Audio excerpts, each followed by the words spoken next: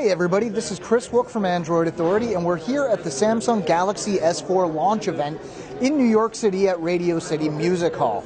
Now, we've been comparing a bunch of phones, seeing how they hold up to the S4, and now we've moved on to the HTC Droid DNA. Now, both are 5-inch 1080p phones. Both have the same pixel density of 441 ppi, but as Samsung likes to tout, the display in the S4 is Super AMOLED, while as the display in the Droid DNA is an LCD. Now, looking at hardware specs, we've actually gone ahead and ran some benchmarks here.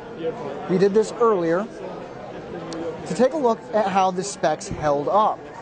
Now, as you can see, the S4 has some truly impressive benchmark numbers in Antutu benchmark at 25,900 compared to the Droid DNA's 20,594.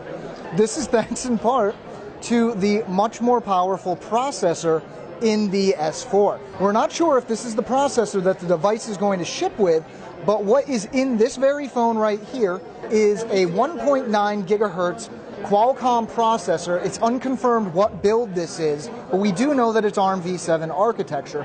While as in the Droid DNA, we have a 1.6 gigahertz Qualcomm Snapdragon S4 Pro. Looking at the rest of the hardware specs, we have 2 gigs of RAM in both devices, 16 to 64 gigs of internal storage in the Samsung, and only 16 in the HTC Droid DNA. Moving on to the cameras, the Samsung Galaxy S4 has a 13 megapixel camera in the rear and a 2 megapixel camera up front, while the Droid DNA only has a 8 megapixel camera in the rear and 2 up front.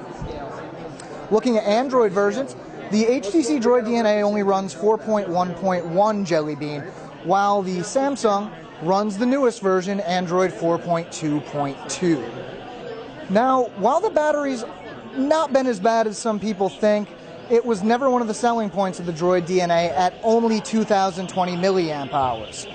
The Samsung Galaxy S4, on the other hand, has quite a bit of a heftier battery at 2,600 milliamp hours. Now, while both phones, as you can see, are similar in size, the S4 is significantly lighter than the HTC Droid DNA, weighing it at just 130 grams.